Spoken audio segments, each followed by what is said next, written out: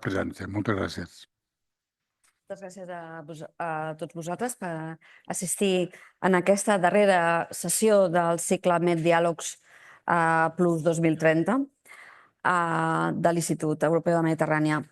Aquest cicle es parla del desenvolupament econòmic a través de la cultura i el patrimoni, que, degut a la gran riquesa històrica de l'àrea mediterrània, i no només en el camp de l'art i de l'arquitectura, sinó també en el camp del patrimoni immaterial, les artesanies, les tradicions locals, el desenvolupament sostenible de les zones amb una gran herència històrica és un dels grans reptes dels països mediterranis. La cultura i la conservació tant arquitectònica com de les tradicions locals poden ser mitjans a través dels quals ajudar a mantenir els centres històrics de les ciutats i poblacions, però també beneficiar les comunitats locals perquè no es perdin les tradicions artesanals i animar les generacions joves a no abandonar els indrets on han nascut. A més, és una bona manera d'impulsar el turisme cultural d'una manera ordenada, pròspera i sostenible. Aquest és un dels temes que tractarem a la conversa amb la Leila Ben Gacem. Com us deia, la Leila Ben Gacem és un exemple de com es pot arribar a fer una conservació de l'herència cultural i de desenvolupament econòmic i social en llocs històrics de Tunísia, i especialment en una zona molt concreta com és el casc històric i la Medina de Tunis. Aquesta és la història que la Leila Ben Gacem ens ha vingut a explicar aquesta tarda i agraïm molt la seva presència aquí per explicar-nos aquesta experiència. Us presento una mica el personatge. Ella és emprenedora social avui en dia, però la seva formació és molt diferent. Ella es va formar com a enginyera biomèdica i és una carrera que va estudiar a la Universitat de Boston, als Estats Units. Abans de tornar definitivament al seu país, a Tunísia, va treballar en empreses com la Hewlett Packard a Alemanya o la Sada Medical a Líbia.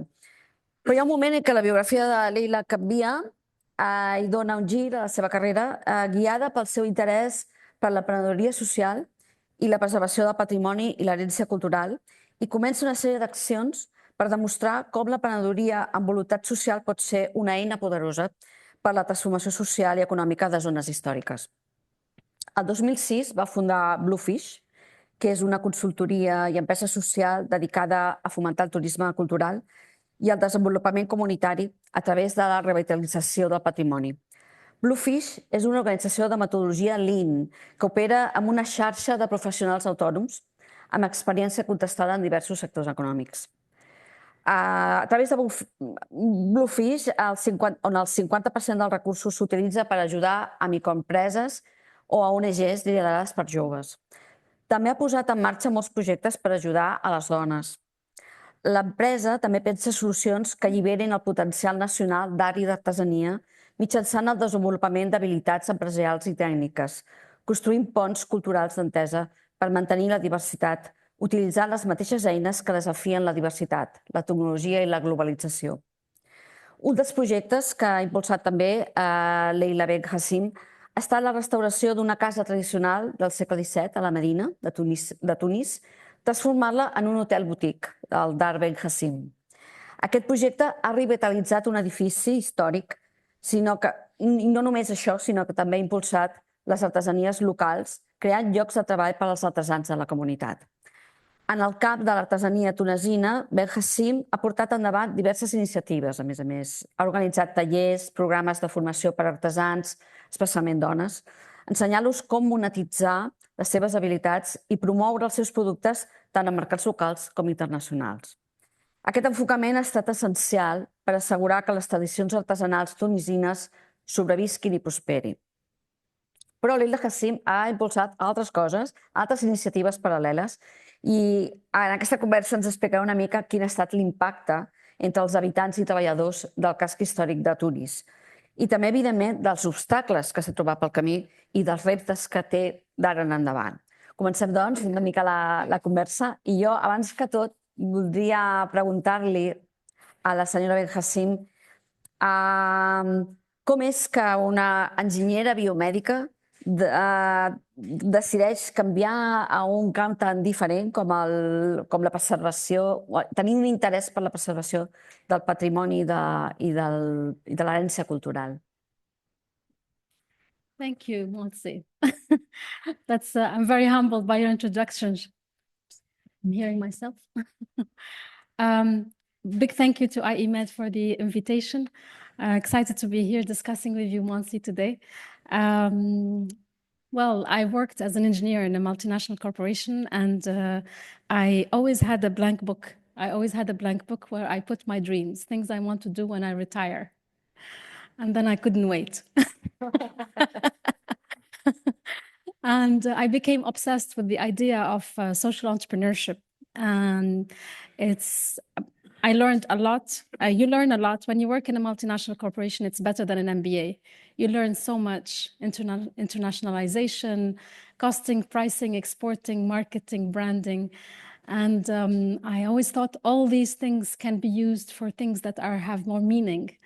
And I became obsessed with the idea of creating a business that has meaning, that can put people, environment, and community as important as financial profit.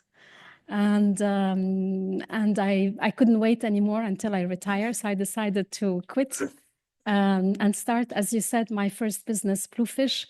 And it has been a beautiful journey of discovery of how you can make the balance between a profitable business and impact to society.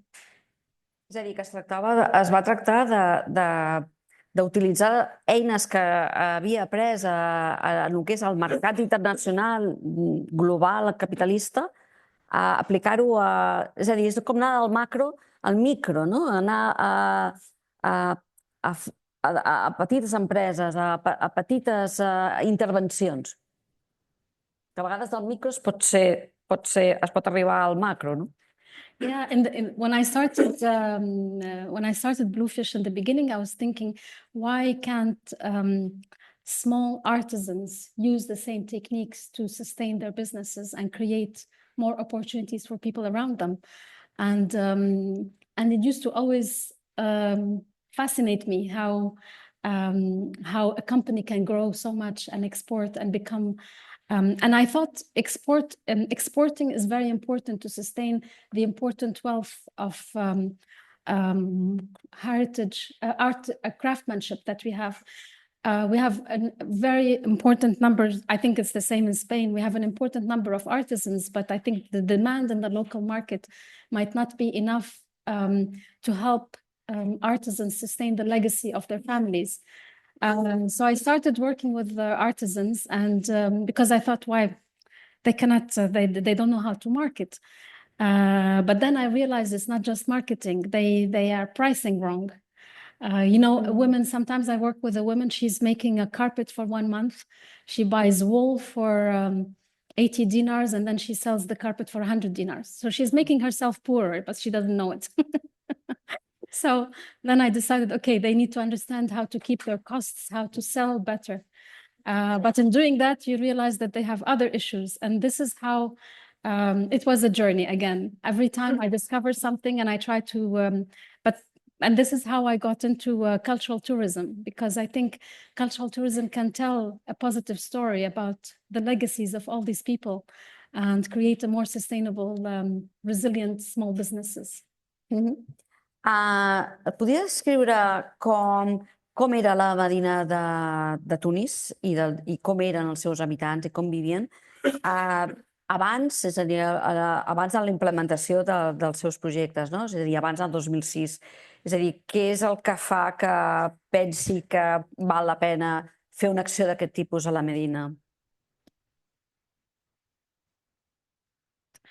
The historical urban part of Tunis was, of course, during before the independence from France in the 50s. It was inhabited by many families, and especially master artisans and big families. But after independence, the government went into creating more European communities and focused on urban development, which moved out of the Medina. And then with the modern life, the car becomes the queen. So you can't live in, in historical cities anymore. You need to move to other communities where the car can find her place. And this is how the historical urban part, the family that used to live there, most of them moved out. And also the government did not focus on urban development of the historical quarter. So what happened is that there are a lot of under-maintained, beautiful historical buildings, but they were important opportunities, residential opportunities for internal migrations. So a lot of internal migrations moving to the capital, looking for a job. They can find a very affordable housing because the house is not maintained, but also you're at the center of the capital. So you're walking distance from many opportunities. You don't need to pay for the transportation. And this is how we got to the important, the number of home ownership in the Medina of Tunis is 46%, which is the lowest in the whole country. So most of the people who live there are either rent or squat. In fact, in 2019, we made a survey in the Medina and we found that 126 buildings collapsed. And these are abandoned historical buildings that have just fallen down. There are many reasons, but mainly because of multi-ownership. So if the building is 300, 500 years old, today you own it with your siblings and all the cousins, and sometimes you know them, sometimes you don't know them. So the house becomes unsellable. And we have a lot of those, and these add to the urban degradation because the collapsed building makes the whole space insecure and makes residential areas uncomfortable, especially for women. So if a woman lives nearby a collapsed building, she needs to go around, take a different long route to get to her home. And in fact, these collapsed buildings, they add to urban degradation and they make the community unsafe. And the number changes every year because more buildings collapse, but also some squatters come from the south looking for a job, want to live in the capital. They can just put a few stones and it becomes a home. Yeah. So we're working with the community. We're trying to help convert these spaces to make them green spaces for young people, for women and girls, to find a safe place to be in the public space. I com va començar exactament Bluefish? És a dir, quin va ser el principi i amb qui es va associar, amb quin tipus de professionals es va associar per portar endavant aquesta iniciativa? I també si es podia dir el nom, que és molt bonic, el nom de Bluefish, aquest blue, no? Aquest blau de les portes i dels... Però si ens vol explicar també una mica el títol. It was a time in my life where I was a little bit lost. So I like blue, I like fish. I'm not sure what I'm going to do, but I'm going to call it Bluefish. It's in English because I'm international. You know, it's going to become international one day. So, but I was really, I really wanted to work with the micro businesses and help them export what they can do. So I worked with artisans. I worked also with some freelancers, young people who freelance and try to export, web design or logo design. It was a journey of discovery. It was a time when I started Bluefish, it was a time where I did not make a lot of money, but I was very happy because I was doing things that have meaning. So it took some time, Bluefish still, as you presented in the beginning, I mean, from the start, I wanted it to be a social enterprise. So I'm freelancing as a consultant. And today, in fact, we work on a little bit more activities. We also work with territories to help them design some territorial marketing, but also 50% of our time is pro bono to NGOs and young people who want to start businesses or or even design festivals in the Medina. Quin tipus de productes o d'activitats promou Bluefish en aquests moments? O quin tipus, o ha promogut en tota la seva història? In the beginning, it was, as I said, working with women home-based businesses, especially. And many of them, they carry the legacy. I mean, I work with them with a lot of emotions because she learned her craft from her mother, her grandmother, and she's struggling to keep on doing it. And there's no market. She does not sure how to use today's globalization instruments. So we worked on exporting some palm leaf products made of palm leaves. Products made of halfa, olive wood products. We worked on carpets also. But then, as I said, finally, now through the boutique hotel, we try to give through the decoration, we give the product life. So when people see it in use, there's more appetite to consume. So we try to create appetite through the usability of the product and the decoration of the boutique hotel, or the day-to-day use when our guests use them. Today, in fact, Bluefish, we work more on strategic. So how to help artisans create cooperatives to improve buying raw material at a lower rate and divide it. How to help territories improve their marketing of the territory, including the know-how of the city. So we're working with municipalities to help them integrate the cultural dynamic that young people want to create in their cities. So today we do a little bit of export, but we are more focused on strategies. I el tema, abans parlava de que molts habitatges i molts edificis havien col·lapsat abans de Bluefish, no? També hi ha algun tipus d'estratègia en aquest sentit, en el sentit patrimonial de pedra, diguem-ne, d'arquitectura i de conservació del casc històric? Yeah, so it has been slow. It has been a journey again.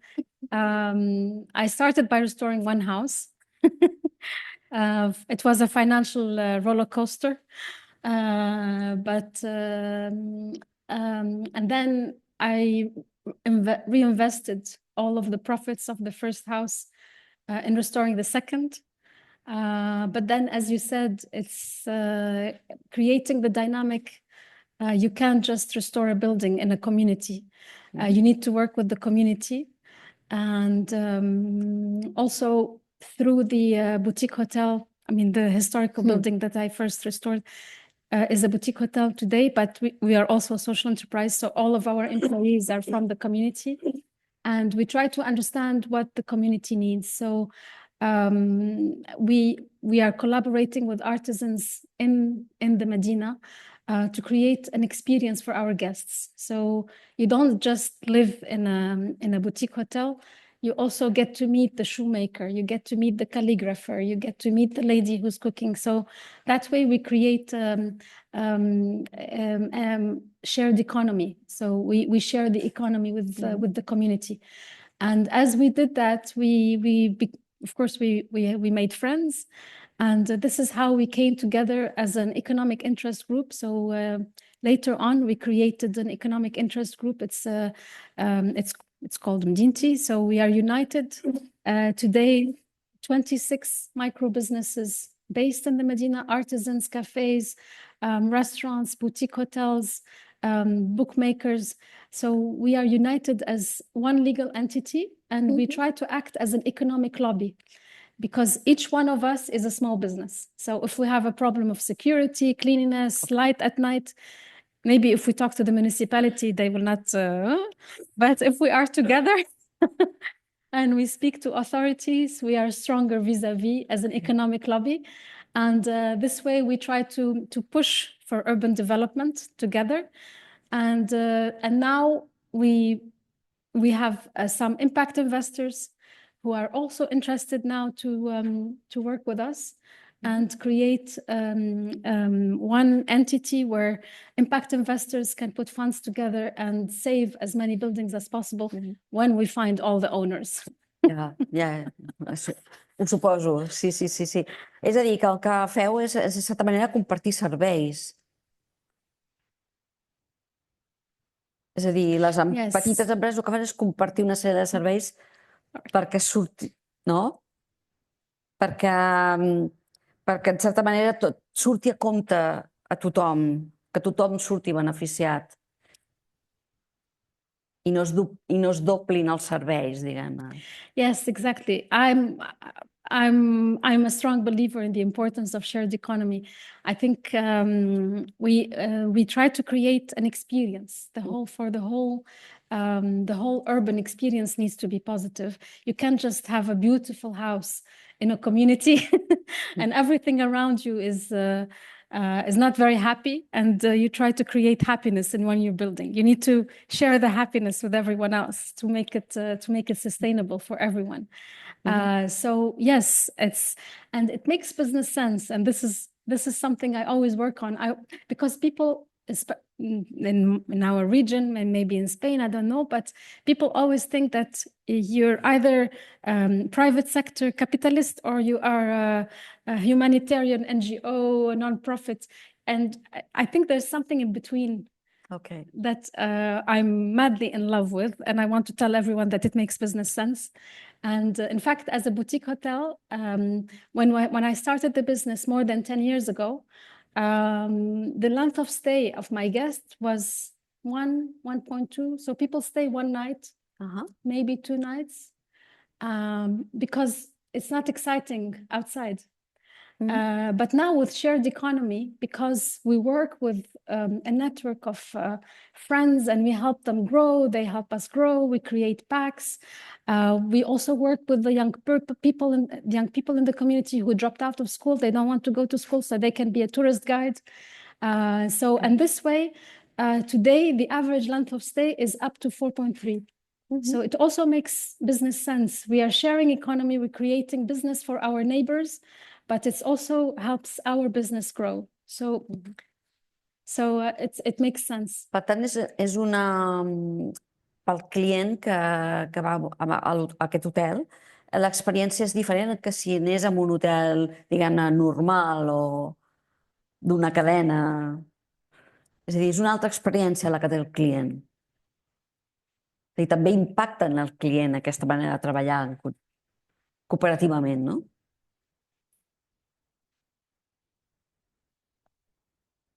I think there's room for all tourism sector, and different people want different experiences. I think, of course, some of our guests are people who went on booking.com and they found a good rating and they came. But also we have a lot of conscious consumers, which are my favorite type of guests. We have a good percentage of our guests are conscious consumers. They have selected to stay with us because they know what we're trying to do.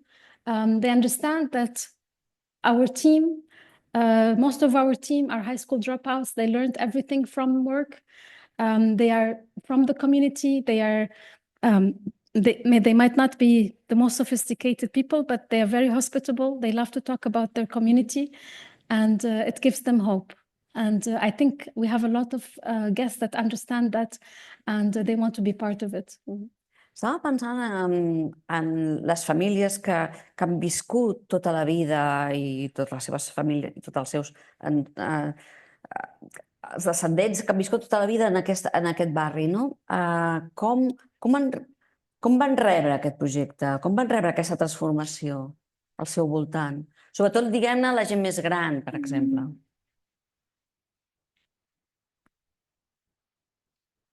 I'm going to tell you 2 examples from 2 people from my team.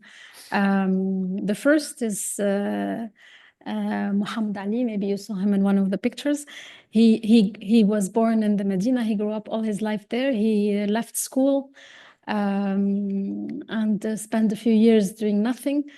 And then he joined us. He was very shy in the beginning. Today he's one of the managers. And he told me something I'll never forget. He said, I always felt for my life to be better, I have to leave the Medina. But now I know we can make it better ourselves right here. Another example is our cook. She's a widow with 3 children, and she lives nearby. She cooks just like she cooks for her kids.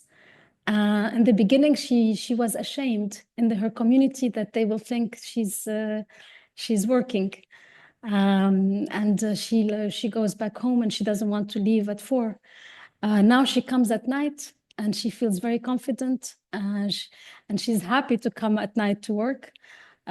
She goes back home with her head high. Her son now is learning how to be a cook, and we're funding his school.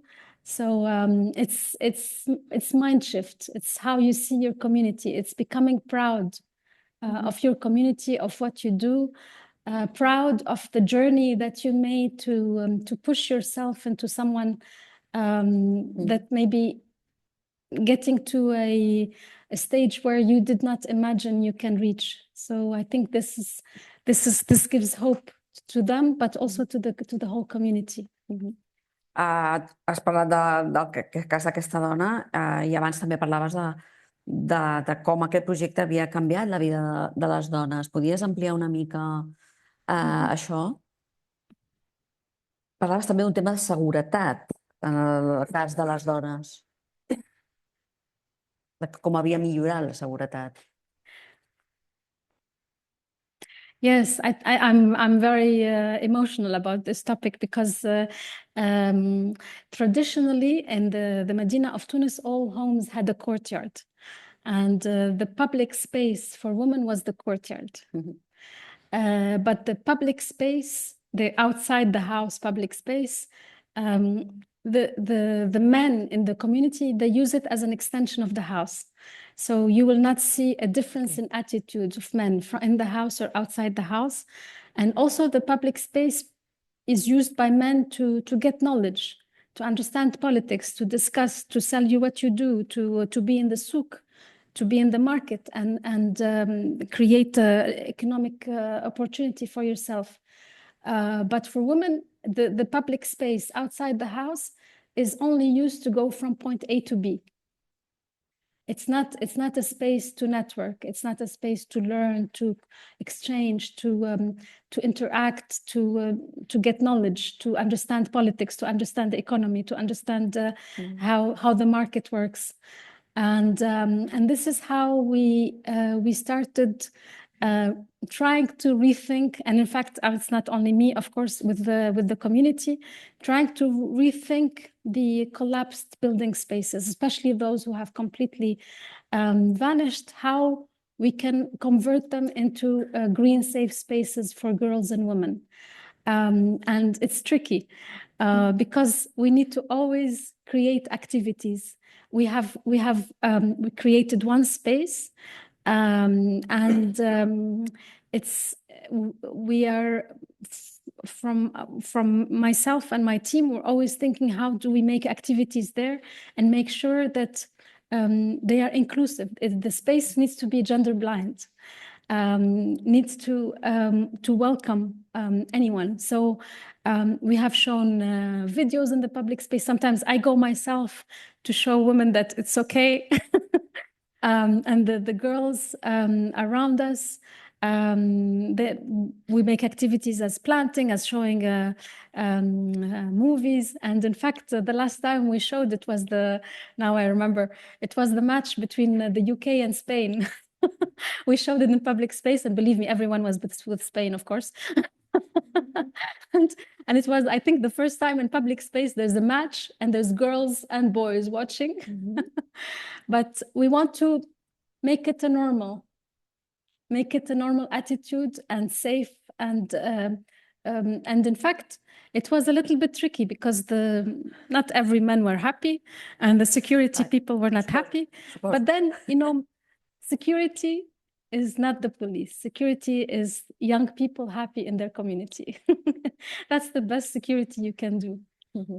Clar, aquest tema que estàs parlant de les dones i d'aquesta seguretat que agafen des de tots els punts de vista, professional i en la seva vida quotidiana, hi ha un tema que t'interessa molt, que és el tema de l'autoestima, no? De l'autoestima que has parlat als teus textos, als teus articles i en entrevistes de l'autoestima d'una comunitat, no? De tot un grup que agafa aquesta paraula que ara està tan de moda, que es diu empoderament, no? No només per les dones, sinó tota la comunitat que de sota veu com creix aquesta autoconfiança, no? Això és molt important per vostè. Yeah, I see it in people I work with. I think it's not only the Medina. I think any city has a community that that don't go there. Don't go there. It's be careful. Every city has a community that is has a negative stereotype. And it impacts the people in that community. I mean, sometimes they try to lie. You want to get a job, you don't want to tell people that you live there. You want to make friends, you don't want people to know that you live there. So it impacts how you think of yourself.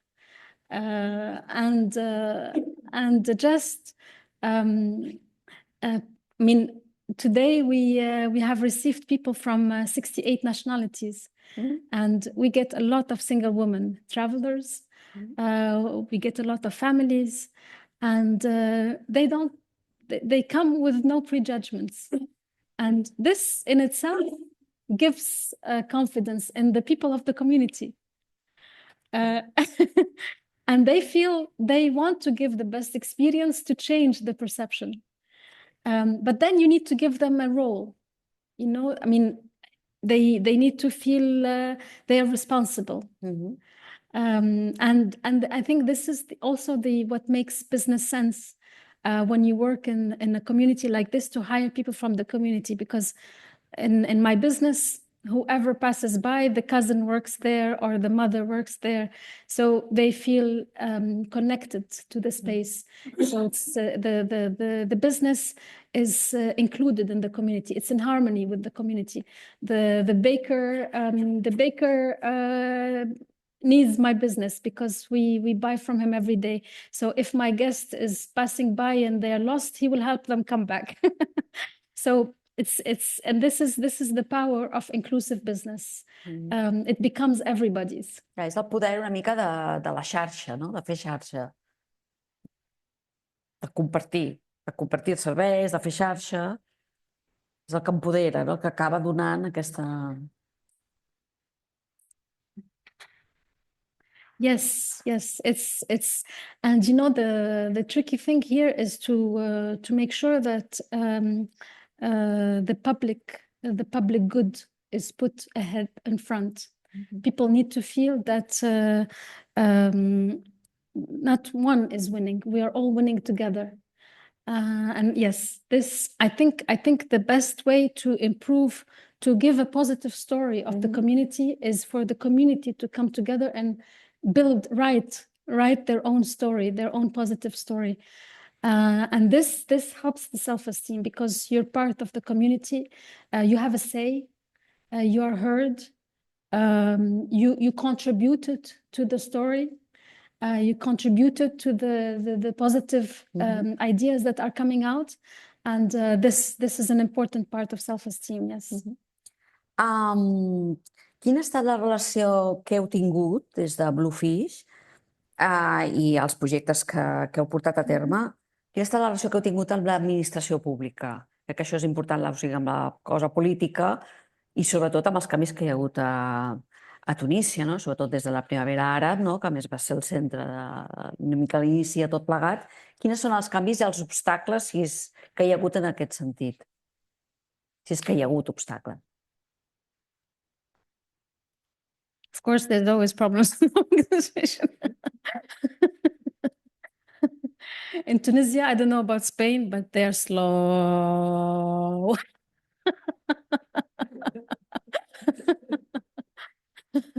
So it's the speed of business and the speed of administration are not compatible. Okay. And this yes makes it challenging. But also in Tunisia, I'm talking, of course, about my own experience. We don't have micro business legislation. So the fiscal system is the same for a 200-room hotel like a 7-room hotel. So it does not make it easy.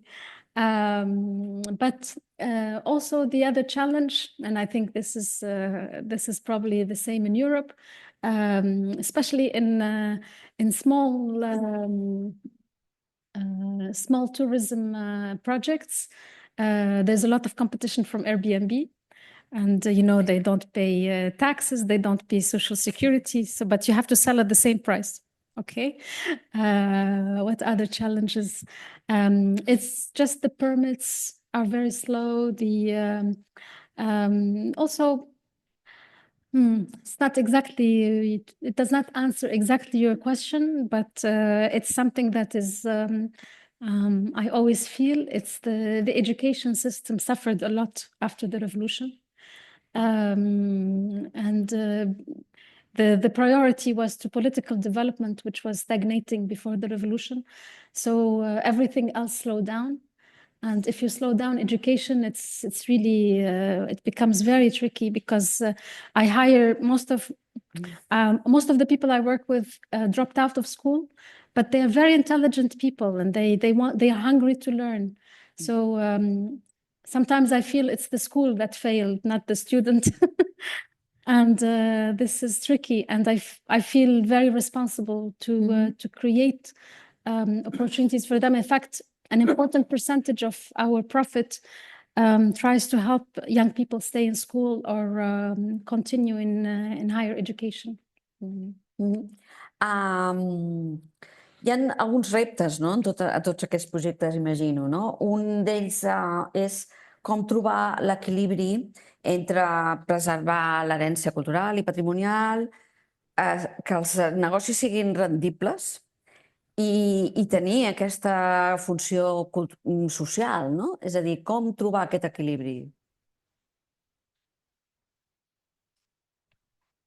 Yes, that's the magic of social entrepreneurship. It's the favorite balance. It's how to keep the business profitable, but never compensate people, community, but also heritage.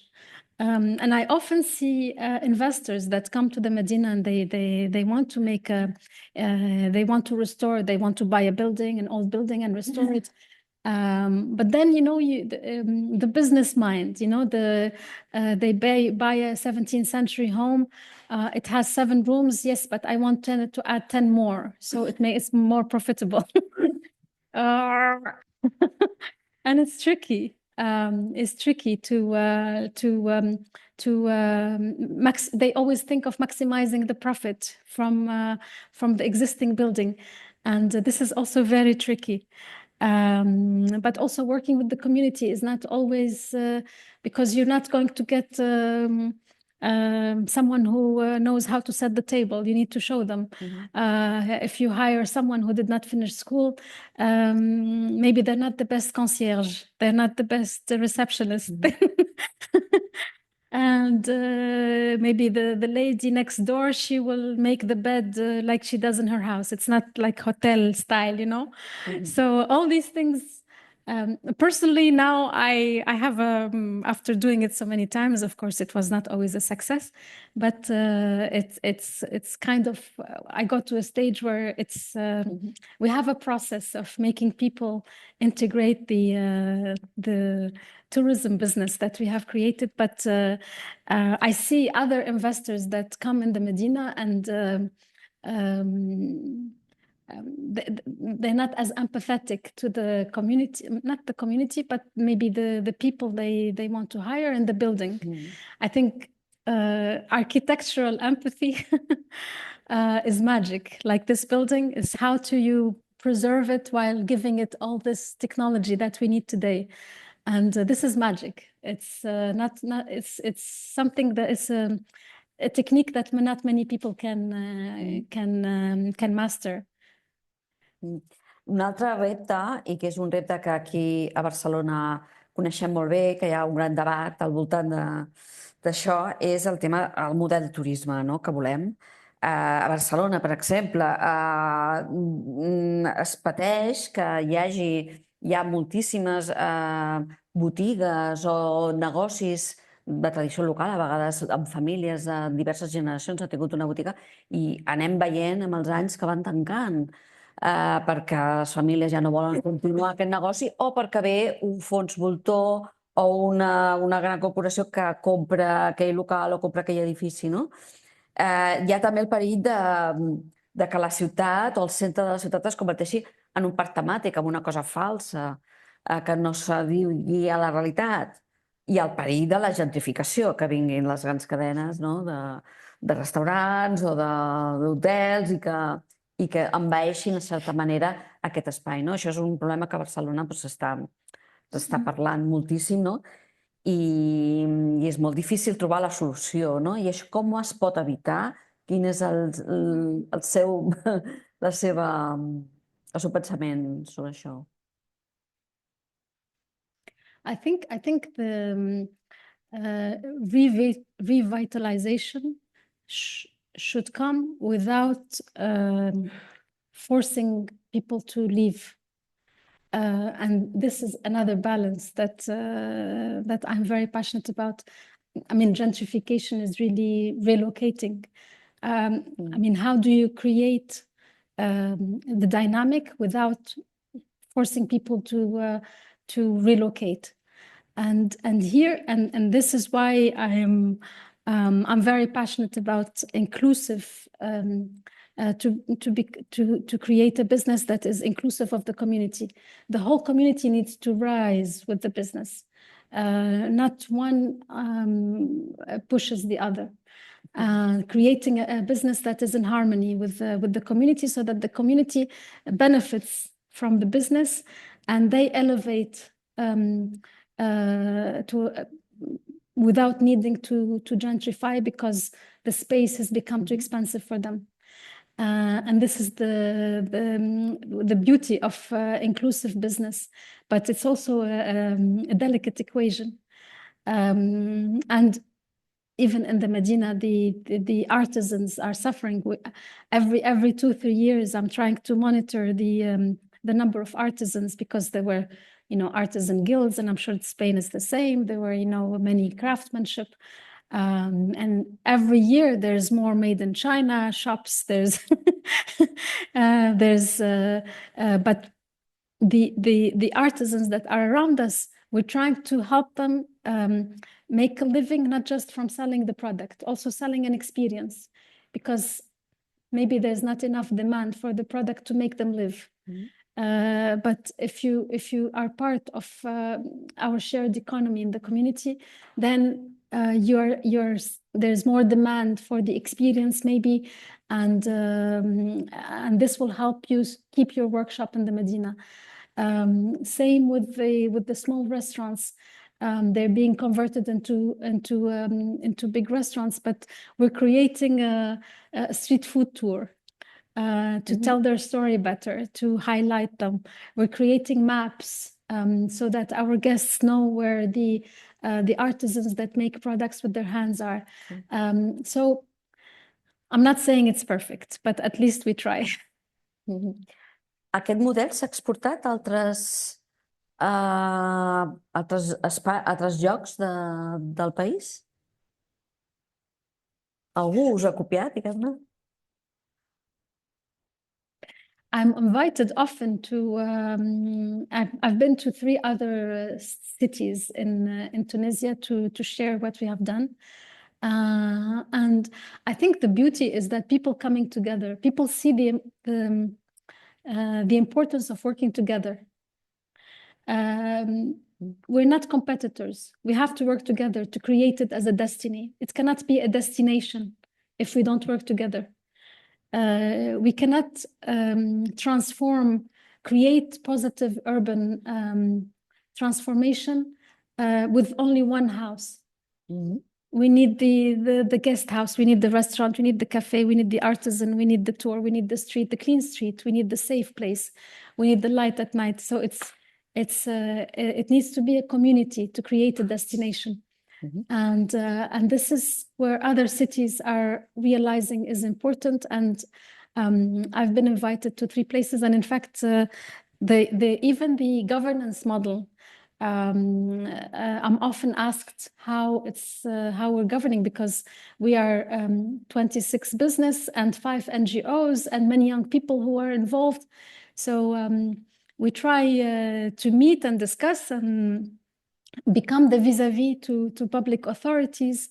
And I think showing the positivity of collaborating, and it does not have to be your way always. Sometimes it's your way, sometimes it's my way. It's okay, but both of us will win in the end. Sí. Molt bé. Abans de potser continuar, potser si teniu alguna pregunta o comentari sobre que us pugui contestar la Leila, doncs Roger Albinyant. Sí, és veritat.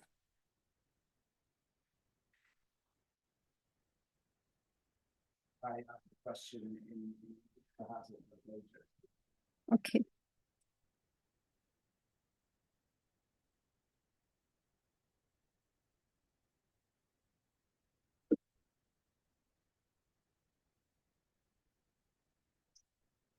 Thank you so much, Mrs. Ben Gacem. I actually wanted to ask you about the governance model, because you pointed out that, and you didn't dig into the matter. You spoke of a number of businesses, number of NGOs, number of people, all coexisting, all working together. How do you govern yourself? Okay, so thank you for the question, because I spoke about 2 businesses and they have 2 different business models. So first, there's my boutique hotel. It's called Leila Ben Gacem. So it's a social enterprise.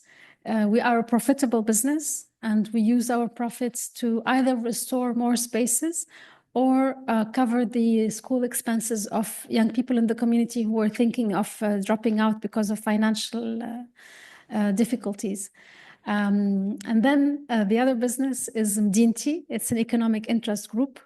So it's also a profit-making business with the board that is composed of micro businesses based in the Medina. So we're all united to work on improving the economic dynamic of the territory, to get more business for each one of us, to improve our resilience, but to help us also create more jobs for people in the community. It's managed by a board. I'm the president. And we have a team of an operating team. So every year we get new people who want to become members, and we get together and we vote if we want them to get on board or not. And we have, of course, some criteria of who can join, who not. If it's an artisan, we would like them to join. If it's a shop selling the made in China, we debate. If it's a boutique hotel that completely restore the building, or sometimes there are boutique hotels that destroy the building and make a nice building with the, which is a lot more profitable maybe. But so we are always debating who can join and what activities we want to make and how we approach the government authorities on specific territorial challenges. Did I answer the question? Hi ha alguna pregunta més? Jo no faré...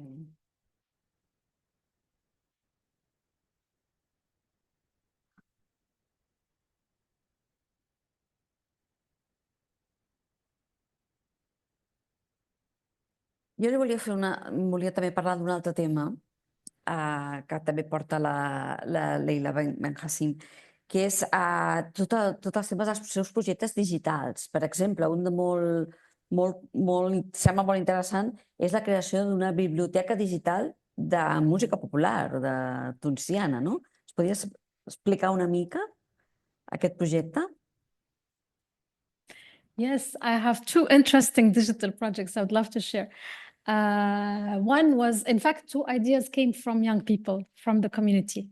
The first is, in fact, thank you for asking, because it's related to Malouf. Malouf is the Tunisian word for Tunisian Andalusi music.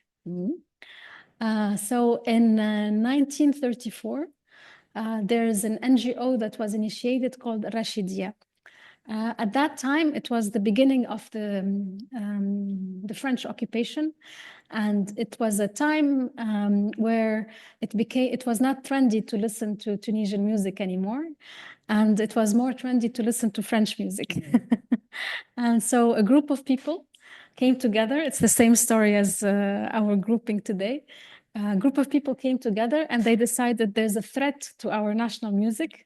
Let's start documenting it. And they started something called Rashidia from 1934. So the association still exists today. And they have the biggest written repertoire of Tunisian music of Andalusi heritage. And it was all paper. So in fact, it was a group of people, the group of young people who said, we can lose this if we don't do something about it. So we started crowdfunding. They volunteered their time in sorting the documents, digitalizing them, and we created a digital library that is accessible to researchers today and musicians. But another nice, also digital story is an NGO of young people. They needed space. Basically, the way I help is by providing space, as you can see, and also getting permits from the government so they can access the the archives and locations, or getting permits to use the public space. Another project was to upload information about historical buildings on Wikipedia. Wikipedia is an open platform. And so for, I think, 2 years, we met every Sunday. And also, I had to get access to our national library to get references about historical buildings. And we were able to document every historical building, I hope, in the Medina, even those that do not have disappeared, don't exist anymore. So mosques, madrasas, shrines, palaces, courts, they were all uploaded. I think we created more than 300 articles, and they were translated by a network of people from all over the world. So I think they were translated into 6 or 7 languages. And this is another way of preserving also. Yes, of course. I quins projectes té pensats pel futur, que té en ment per començar o per continuar, en certa manera?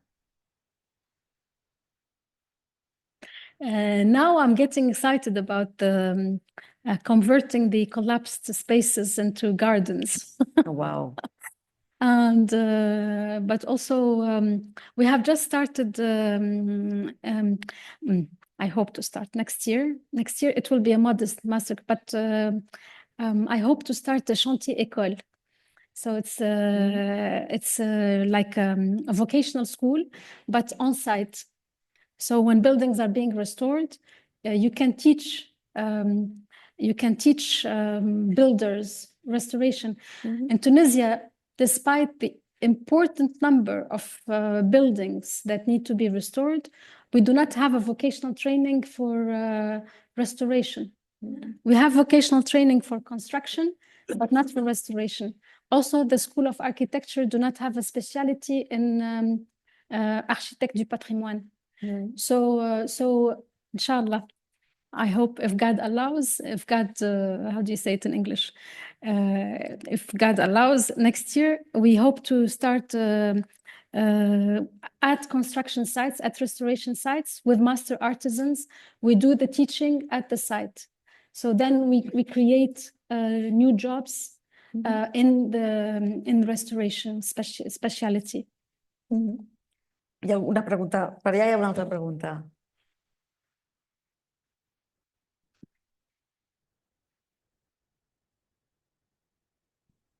Thank you. If I may, I would like to hear a bit about your experience as a woman entrepreneur. Do you think you faced specific challenge in your country when you decided to set up Bluefish? And also, if you could elaborate a bit on, do you think that this social entrepreneurship angle is more something that a woman would be more inclined to do? Because we care more about the social component. If you could elaborate a bit, it would be great. Thank you. I'm not the best gender person to talk. So of course there were challenges, but you have to be blind. I mean, so I have experience in the three sectors, if there are three sectors, but in civil society, like if you are in a humanitarian sector or NGO sector, the woman is comfortable there because, as you said, we are expected to care. So you see a lot of women who had foundations or NGOs, and it's almost a natural place for a woman.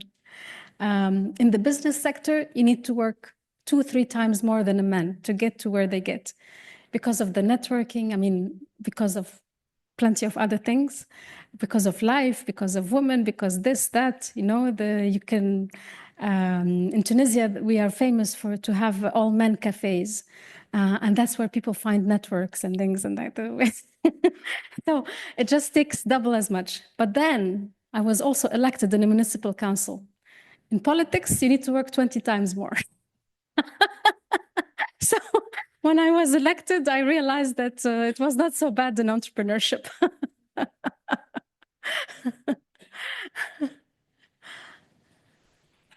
Allà.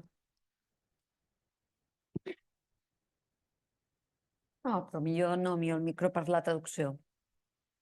Aquí. Gràcies. Bona tarda. No he acabat d'aprofundir amb el tema de les relacions amb l'administració, de com col·laboren, com reben els ajuts, si és que en reben. Ho ha passat molt per sobre quan li has preguntat, ja quan he fugit una mica d'estudi. I m'agradaria saber com les autoritats públiques què pensen d'aquests projectes i com col·laboren o ajuden o com s'organitzen una mica, perquè això amb els països àrabs és un tema per mi interessant de conèixer. Gràcies. Yeah, I'll give you an example. Example of restoring a house in the Medina of Tunis, because the Medina of Tunis is a UNESCO heritage site. And sometimes, UNESCO label, it's good, it preserves the urban status, but it's also a burden on the people who live there. So I can even give you a concrete example. Now I'm trying to restore a house. So you get the architect to make the plan. So you need to make 20 copies, paper this size. You go and you put them in the municipality. And I did this 23rd of March. And then they give a few copies to the architects of l'Institut National du Patrimoine. And they give a few copies to l'Association de Sauvegarde de la Medina. So each team needs to review, and they visit, and they make a report, and they send it to the municipality. And then the municipality, they read the two reports and they make their own report and reply to me. So I did not get a reply yet from 23 March. I called them before I traveled here. They said, we will reply to you end of December. And their reply, they will ask for changes in the plan. So I have to make the changes and submit again and maybe wait another 9 months. And the problem here is that, and this is why I was saying that the speed of private sector and speed of public sector do not match. Because if I have a budget, if I have investors, I have a budget, after 1 year, it's not the same. With inflation, it's not the same. If you give me the permit after 2 years, my budget is, it doesn't work anymore. Before the revolution, we had subsidies to encourage people to restore their homes. This program was stopped after the revolution. And in fact, I was talking about urban degradation caused by the collapsed buildings that have multi-owners. But it's the same story as I was saying about education. Also, heritage is not a priority today. There's so many other more important things in the government, and restoring a historical building is very low on the priority list. So on top of the urban degradation, there's also the public buildings in the Medina who are in need of restoration, in need of maintenance, in need of maybe rethinking the purpose of their existence. And they're also closed today, and you cannot visit them. So, and this is why I'm trying to push for private-public partnership. But this is very lengthy process, because especially now in Tunisia, there's a lot of talk about anti-corruption, and public administrators are afraid to partner with the private. They prefer not to do it to save their place, because why did you contract with Monsi, not Leila? So it's very tricky. So it's very slow, and there's a little bit of resistance to partnering with private for fear of corruption cases. Did I answer the question?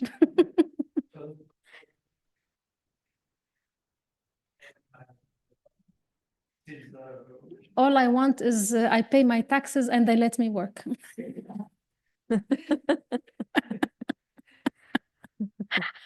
Hi ha una pregunta allà.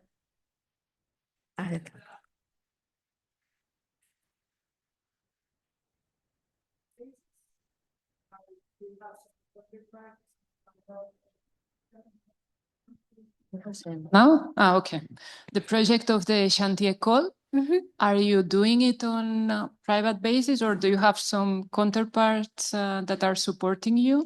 No, of course, this is another, it's going to be almost private-public partnership, but I've been working on it for many years now. But no, we're not alone. We're trying to collaborate with an institution called COPAM, if someone knows it. So it's a Mediterranean network of historical cities. And we're trying to, in fact, they were in Tunis in October, and they brought with them l'École d'Avignon and l'Université d'Aix-Marseille.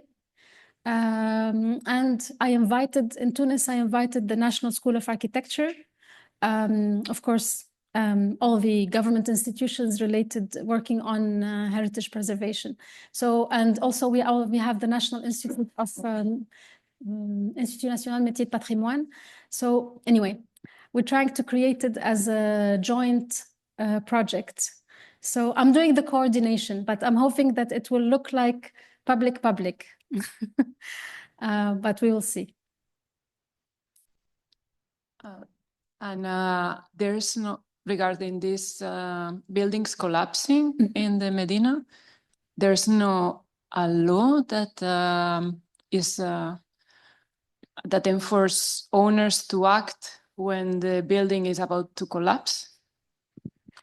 Oh, why do I need this? Okay. It's very tricky. In fact, this is my dream number 516, to find to push for a better legislation to stop this multi-ownership. You know, you have countries with intelligent fiscal systems where, you know, some countries you need to pay a lot of money when you inherit, and this forces you to sell. But for us, inheritance is religious. It's like, you know, my family's. It's yes, exactly. It belongs to us. You know, I cannot give the government. So it has been always hard to change the policies. There is if the land is not constructed, and there's the family does not agree on what to do with it after 50 years, the government can confiscate it. But if it's built, if there's only one stone, they can't. If it's built, then it remains within the family. And in fact, we have a lot of problems in Centre-Ville in Tunis, because there are a lot of buildings that were owned by Italians and Maltese and French, and sometimes the families might not even know that they have a building. So it remains, the government cannot take it, and whoever owns it needs to come one day. So it's really tricky. I'm working on 2-3 buildings. In fact, one of the buildings you saw, my boutique hotel, I bought it from 34 owners. 34 owners. So it's one building, 34. So 34 contracts and 34 checks. And if one does not sign, I own the house with them. I have to. So it's really tricky, and sometimes the families don't agree, and it's really complicated. There's another building we're trying to buy. There's 16 owners, and there's 2 cousins. They don't agree. They don't want to be in the same room. So we have to find a lawyer and this and that, and to save the building. But it's tricky. Yeah.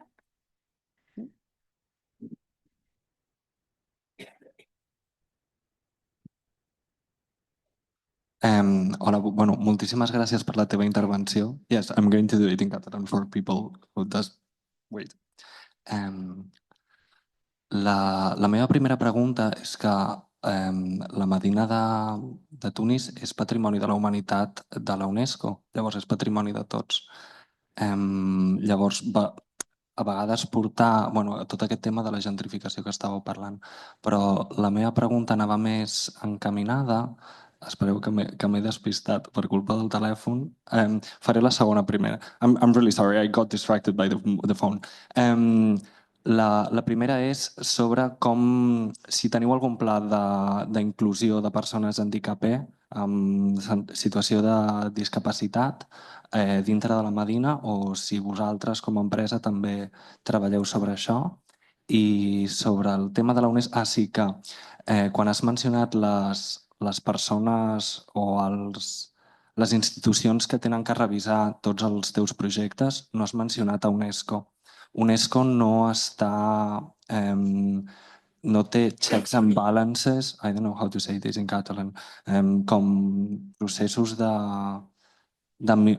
checks dels vostres plans. Ja està, són aquestes dues.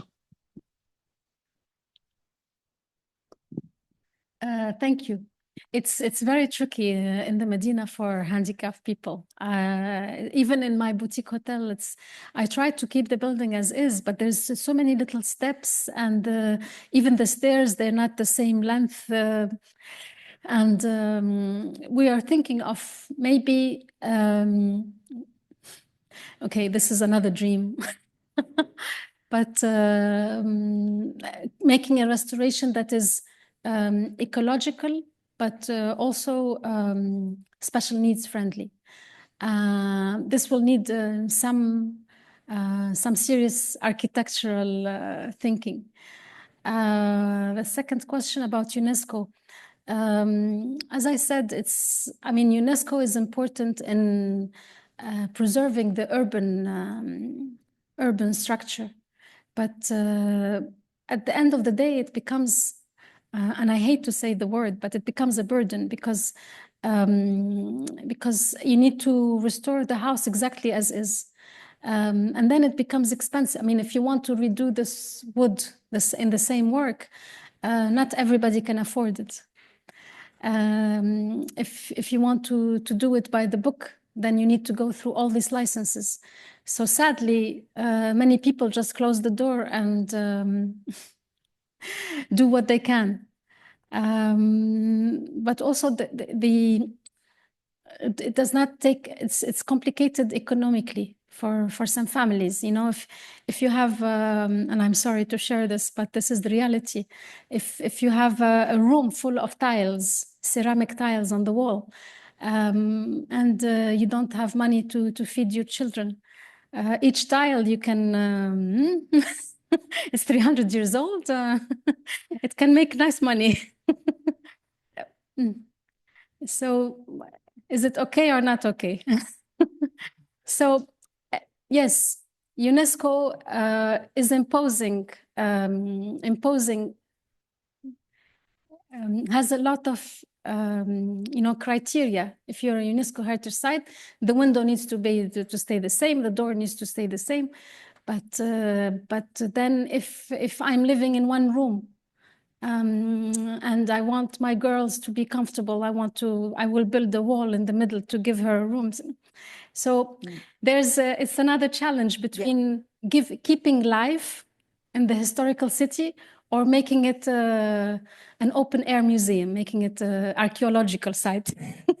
So it's the balance is always difficult. And in fact, the Medina of Tunis, there's like almost two groups of people see it a different way. You know, there's like a bottom-up approach and a top-down approach. You know, people who live there, they just want the bakery next door, they want the school, they want the hospital nearby. But then the government, I mean, the L'Institut National du Patrimoine, they almost feel that people who live there are destroying it. But, you know, keep finding the balance between keeping life and preserving is another. And this is where it's important if we make investments to make it inclusive, so that people profit, people benefit from the local investments, and then they become more sensitive and able to restore their heritage. Tindríem temps per una pregunta més i després ja passaríem a veure l'acte. Thank you very much for that. I'm very curious about your relationship with politics, because you say you're trying to change things from the side of social entrepreneurship, but you also say that your dream is to change the legislation, and you've been elected to your home city, I think, Beni Khaled. So any chance to see you run for to be the mayor of Tunis in the future? I mean, if the system allows, because at the moment it's difficult, but how do you see the power of politics to change things? Or you prefer to remain on the side of social entrepreneurship? I got confused. I keep on getting confused. But once upon a time, I wanted to be a mayor. I love city management. I think city management is a social enterprise in itself, because you have to be profitable to help people. And that's what social enterprise is. And I was running for a mayor position, and I did not get it by 2 votes. But then I was elected, and I saw how difficult it is to push your ideas, because you have to make, you're sitting with people who don't agree with you, with different parties, they see another dream of their city, they have other priorities. And I wanted to make, when I was elected, I wanted to make 200 things. I made 3, but I'm happy with my 3 because it was so difficult to make the 3. Well, there's no more. But now, with that experience, I think I'm more free now to to push for what I think is positive urban transformations. Molt bé. Doncs molt bé, cloem aquí la conversa amb la Leila Ben Gacem. Jo li volia agrair que primer que hagi vingut, que ens hagi explicat els seus projectes i sobretot la força, l'entusiasme, la positivitat, que jo crec que són forces avui en dia, amb els temps que corren, molt transformadores, gairebé revolucionàries. Només la força i la positivitat. Això sí que li vull agrair moltíssim aquesta actitud.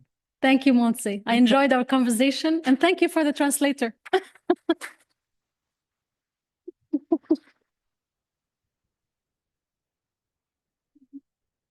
I abans de tot, una mica donem la paraula al Roger Albinyana, que és el director de l'Institut Europeu de Mediterrània, que tancarà l'acte i tancarà el cicle que forma part d'aquesta conversa. Okay, gracias, Montse. Thank you so much, Leila, for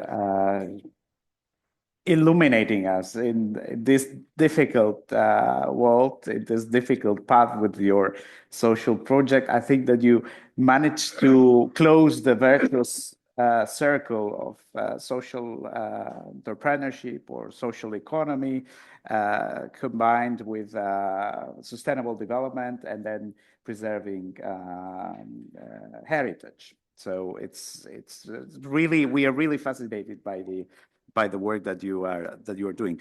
In fact, I was about to close this cycle, and I was about to do it in Catalan, but given that we have such a large presence from diplomats and officials from the UFM Secretariat, I will stick to English also for respect to our guests tonight.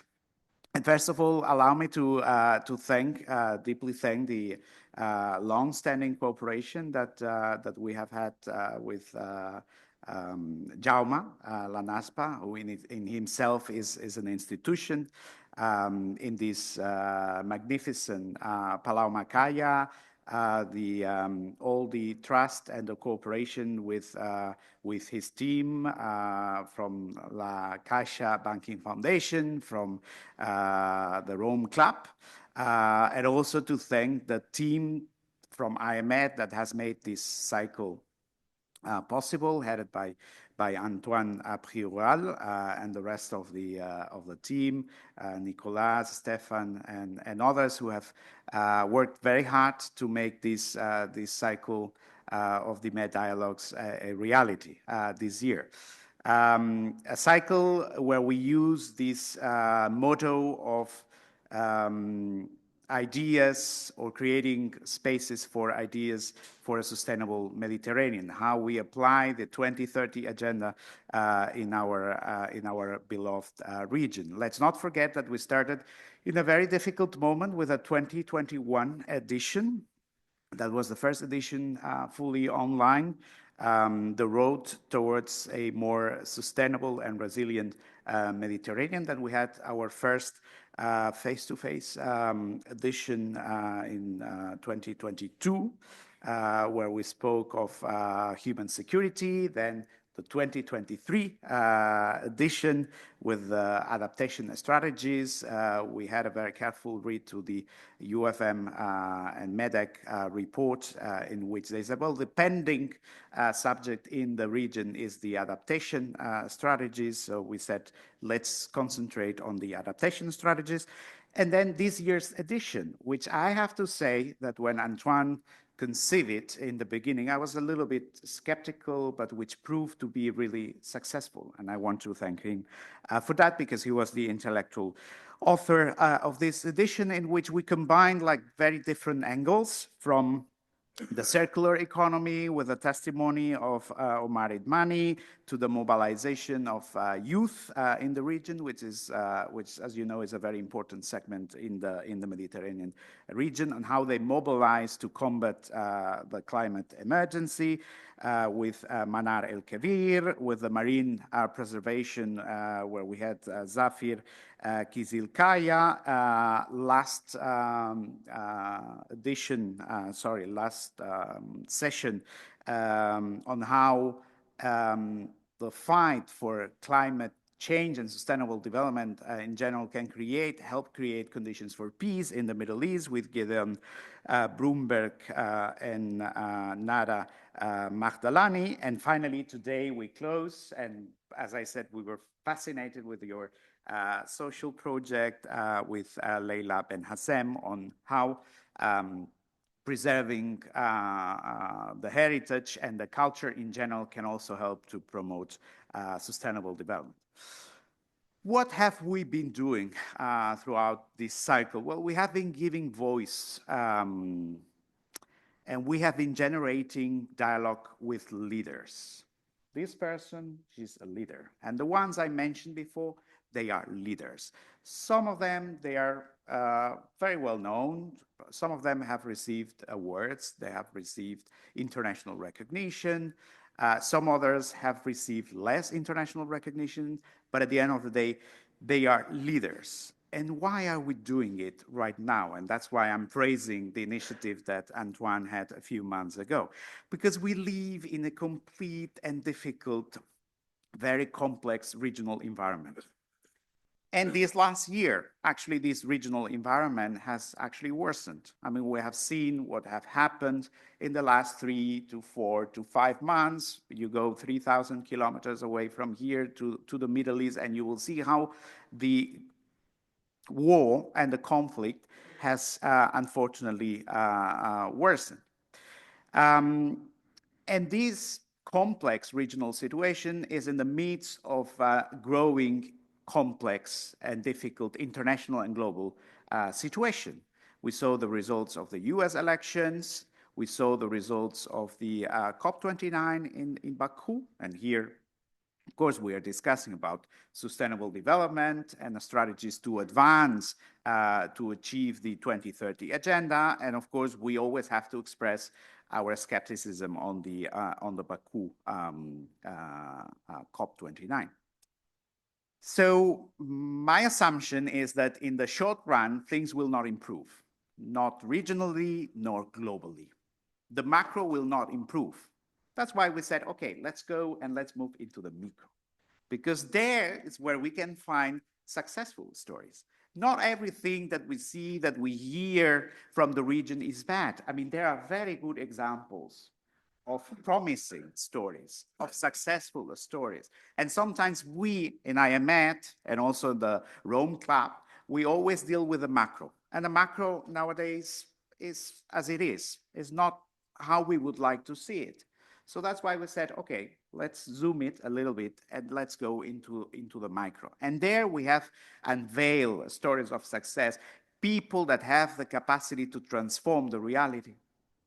And this difficult reality in which we live, this region that is complex, that is difficult, has lots of successful stories at the micro level that have the capacity to transform the region.